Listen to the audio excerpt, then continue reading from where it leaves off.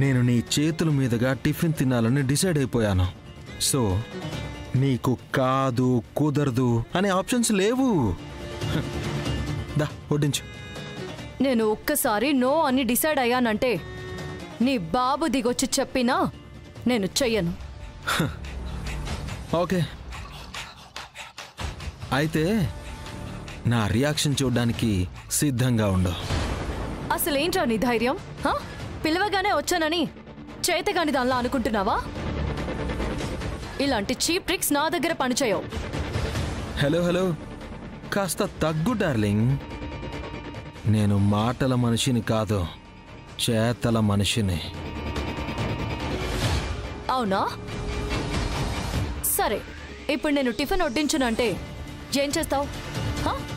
ఏం చేస్తావు? నిన్నేం చేయను, మీ ఆయన్ని, అదే కార్తీక్ని లేపేస్తా.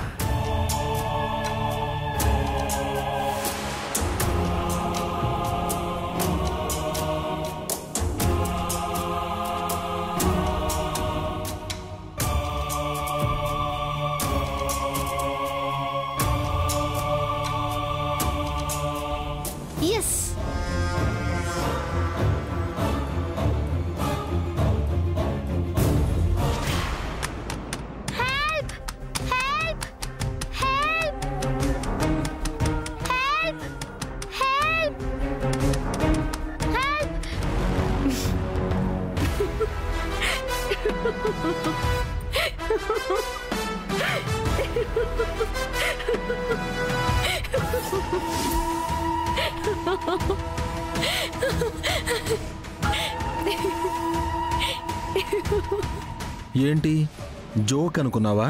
కాకపోతే ఆయన ఎదురుపడిగానే పిల్లిలాగా దాక్కుంటావు, ఆయన్నే లేపేస్తావా?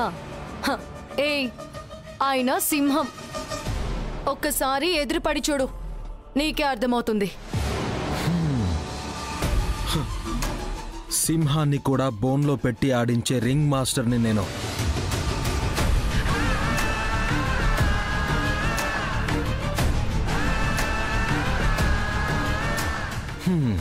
ఇదిగో,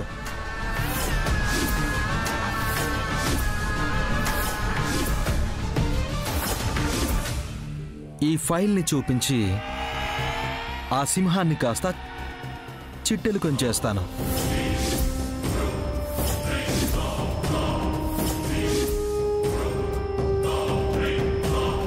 ఈ కథంతా తెలిస్తే నీ కార్తీక్ మానసికంగా చస్తాడు. ఆ తర్వాత మెల్లగా తనే పిచ్చోడైపోయి ఫైనల్గా పైకే పోతాడు. ఎలా ఉంది డార్లింగ్ నా ప్లానింగ్? సో నీకు వేరే ఆప్షన్ లేదు.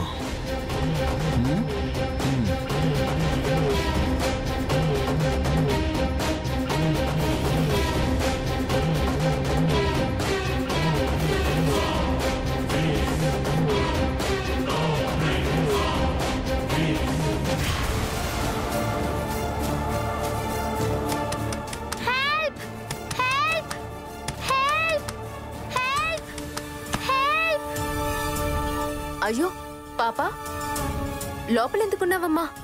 ఎవరో గడిపెట్టారంటే లోపల పెట్టి గడేసేసారు. నాకు చాలా భయం వేసేసింది. ఎవరో గడియ పెట్టేశారా? సరే సరే సరే, క్లాస్కి వెళ్ళమ్మా.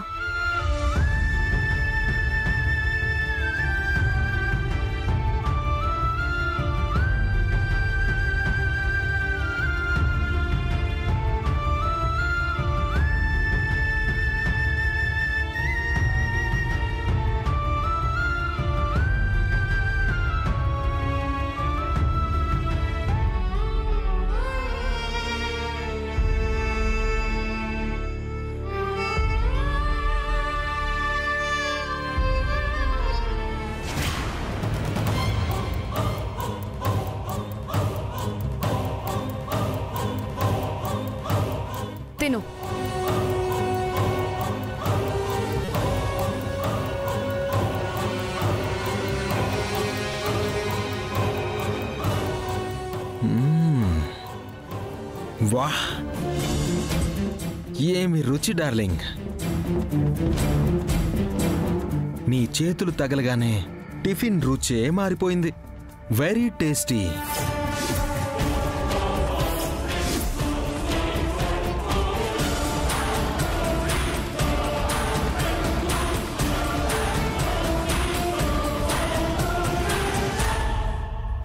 అవును, నువ్వు కూడా తినొచ్చు కదా.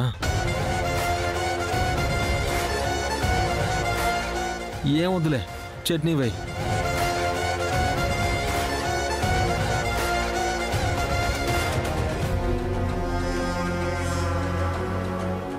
నువ్వు ఇలా వడ్డిస్తుంటే ఒక భర్తకు భార్య వడ్డిస్తున్నట్టుగా ఉంది.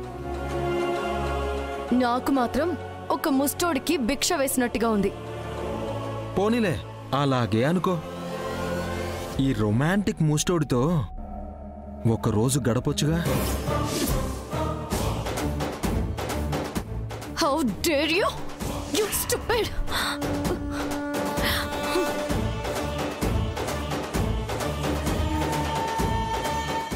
ఏయ్, వదులురా, వదులు. ఇప్పుడు ఏమన్నాను డార్లింగ్? ఎప్పుడూ అడిగేదే కదా, దానికి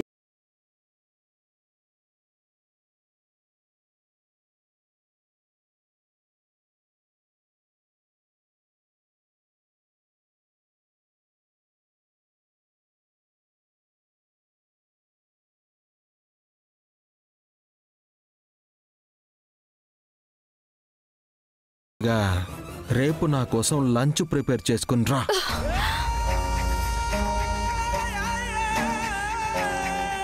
తీసుకురాకపోతే రామాయణం అంతా విని రావణాసురుడి కెపాసిటీ అర్థం కాకపోతే ఎలా? ఆయన సముద్రం దాటి సీతమ్మ వారిని తీసుకొచ్చాడంట. నీకోసం నేను అంతకు మించి చేస్తాను. ఆ విషయం నీకు కూడా తెలుసనుకో. రేపు నువ్వు లంచ్తో రాలేదంటే బ్రేక్ టైం తర్వాత బెల్ కొట్టిన నెక్స్ట్ మినిట్ ఈ ఫైల్ మీ ఆయన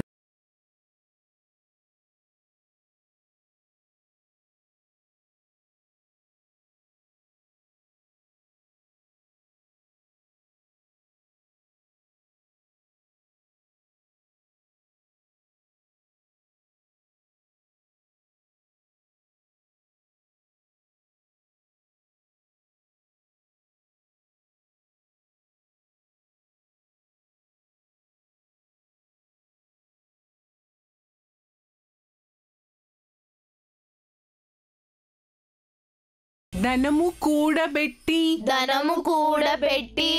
దానము చేయక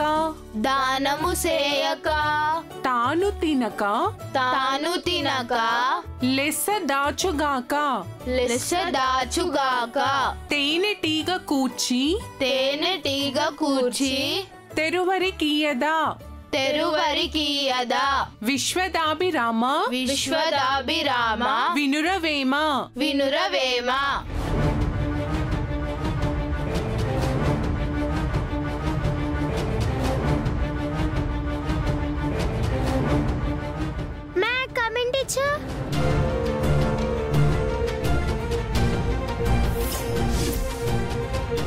ఏంటి ఇంత లేటు? అంటే అది బయట వాష్రూమ్ దగ్గర. కారణాలు చెప్పొద్దు. సారీ మేడం, ఇంకెప్పుడు ఇలా లేట్ చేయను. ఒకసారి ఎక్స్క్యూజ్ చేయండి. ఇంకెప్పుడు ఇలా చేయొద్దు, అర్థమైందా? వెళ్ళి కూర్చో.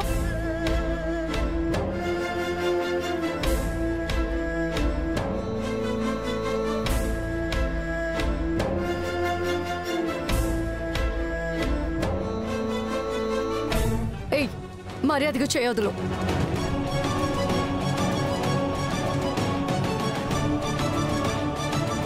రేపు నువ్వు లంచ్తో రాలేదంటే బ్రేక్ టైం తర్వాత బెల్ కొట్టిన నెక్స్ట్ మినిట్ ఈ ఫైల్ మీ ఆయన టేబుల్ మీద ఉంటుంది. ఆ తర్వాత ఏం జరుగుతుందో నేను చెప్పాల్సిన అవసరం లేదనుకుంటా. పోలీస్కి తెలిస్తే ప్రమాదం అంటున్నాడు. ఏదైనా చేసి నా ఫ్రెండ్ని నేనే కాపాడుకోవాలి.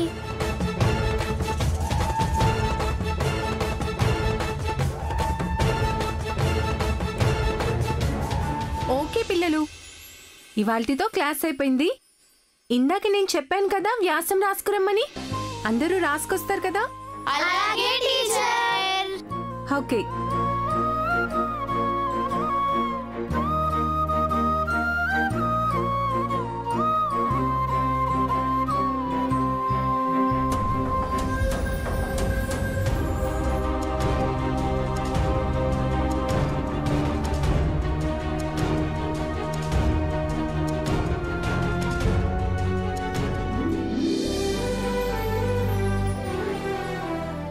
స్వీటీ, ఏంటి? నువ్వు క్లాస్లో పద్యం బాగా చెప్పావు. కంగ్రాట్స్. Thank you. అమ్మా నాన్న మీద వ్యాసం కూడా మా అందరికన్నా నువ్వే బాగా రాస్తావు. అందుకే advance congratulations. Thank you. Essay బాగా రాయడానికి ట్రై చేస్తాను. నో, నువ్వు గ్యారంటీగా బాగా రాస్తావు. తను రాయలేదు. స్వీటీ అమ్మ నాన్నల మీద వ్యాసం రాయలేదు. అది నువ్వెలా చెప్తావు? తను క్లాస్లో అందరికంటే ఇంటెలిజెంట్ కదా, బాగా రాస్తుంది. రాయలేదని చెప్తున్నాను కదా. అదే ఎందుకు రాయలేదు? ఇప్పుడు మన స్కూల్ గురించి రాయమంటే మనం స్కూల్కి వస్తున్నాం కాబట్టి ఇక్కడ అందరి గురించి తెలుసు, అందుకనే ఏదైనా రాస్తాం. స్కూల్కి రాని వాళ్ళు ఎలా రాస్తారు? అంటే మనకు అమ్మా నాన్నలు ఉన్నారు కాబట్టి అమ్మా నాన్నల గురించి రాస్తాం. స్వీటీకి అమ్మా నాన్నలు లేరు కదా, అలాంటప్పుడు వాళ్ళ గురించి ఎలా రాస్తుంది?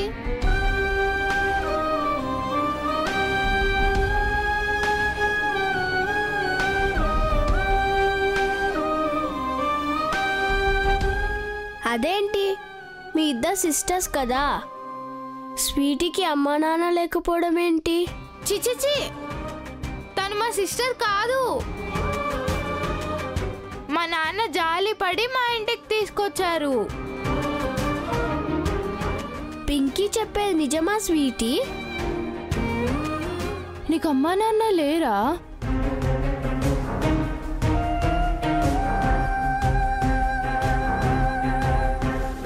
చెప్పు స్వీటీ. అది పద్యం కాదు కదా చెప్పడానికి. నో,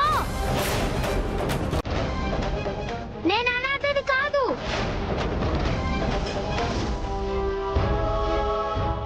నాకు మా అమ్మ లేదు, చనిపోయింది. కానీ నాకు మా నాన్న ఉన్నాడు. ఉన్నాడా? ఉంటే ఎక్కడున్నాడమ్మా? నీకు మీ నాన్న ఉంటే నువ్వు మా ఇంట్లో ఎందుకున్నావు? చెప్పు.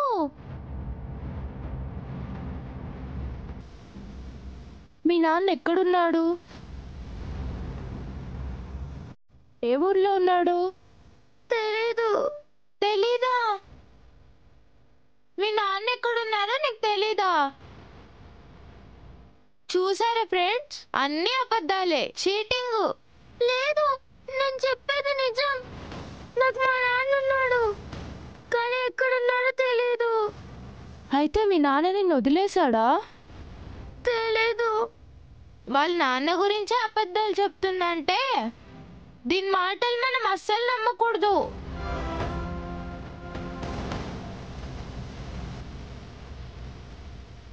ఏ దొంగ, అబద్ధాలు చెప్పి దొరికిపోయి ఎస్కేప్ అవుతున్నావా? నీకు అమ్మా నాన్న లేరు. మా నాన్న ఎవరు? అసలు ఎక్కడున్నాడు? నా కోసం ఎందుకు రావట్లేదు? నాన్న, నువ్వు ఒక్కసారి వస్తే వీళ్ళందరికీ బుద్ధి చెప్తా. నాన్న, నువ్వు ఎక్కడున్నా? నాన్న, రా నాన్న.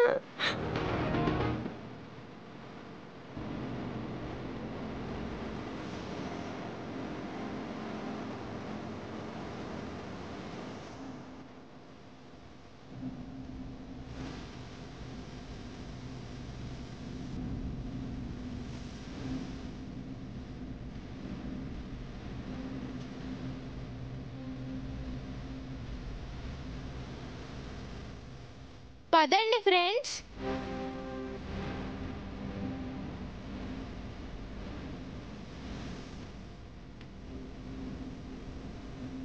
నీకు అమ్మా నాన్న లేరు, నువ్వు అనాథవి.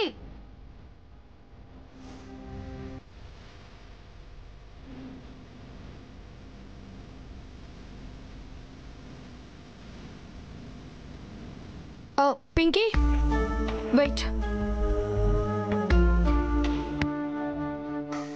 పింకీ, స్వీటీ ఎక్కడమ్మా? వెళ్ళిపోయిందమ్మా. ఏంటి, వెళ్ళిపోయిందా? ఒంటరిగా ఎలా వెళ్ళింది పింకీ? నువ్వు వెళ్ళొద్దని చెప్పలేదా? వద్దలేదా? నేను పిలుస్తున్నా కూడా వినిపించుకోకుండా వెళ్ళిపోయిందమ్మా. ఓ గాడ్. సరే పద, త్వరగా రా.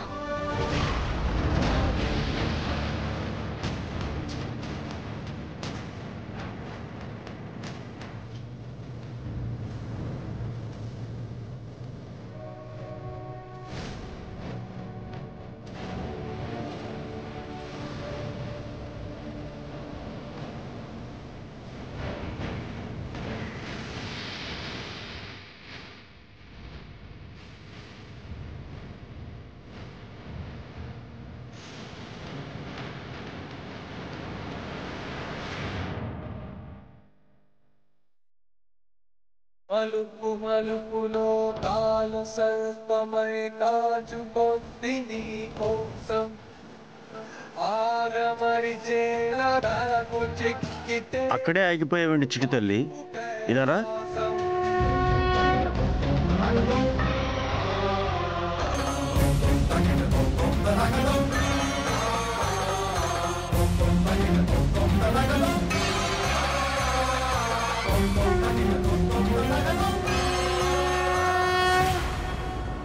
నమస్కారం తాతయ్య. దీర్ఘాయుష్మాన్ భవ.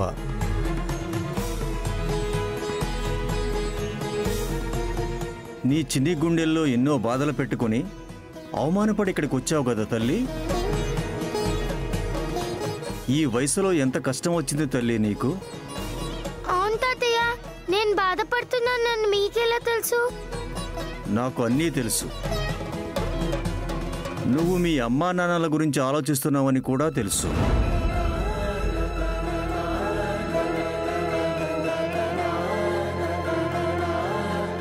అవును తాతయ్య, ఇంతకు ముందే మా ఫ్రెండ్స్ మా అమ్మా నాన్నల గురించి అడిగి నన్ను బాధ పెట్టారు. అది తెలిసే అడిగాను తల్లి.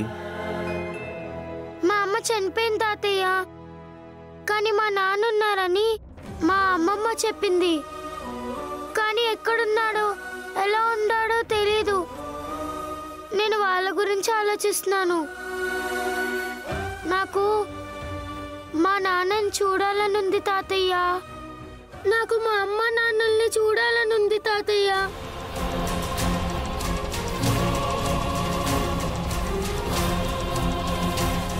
స్వీటీ ఇంటికి వెళ్ళిపోయి ఉంటుందేమో మమ్మీ, వదిలేసే. తను నడుచుకుంటూ వెళితే మనకి కనిపించాలి కదా. తను చిన్నపిల్ల కదా. అయినా స్వీటీని నువ్వు ఆపుండాలి కదమ్మా. వినిపించుకోకుండా వెళ్ళిపోయిందని చెప్పాను కదా మమ్మీ. లేదమ్మా. డ్రైవర్ అన్నా, ఇక్కడ కొంచెం రైట్ తీసుకోండి. మమ్మీ ఒకటి ఎప్పుడు చూసినా స్వీటీ స్వీటీ అంటూ ఉంటుంది. మా నాన్న గురించి చెప్పండి తాతయ్య.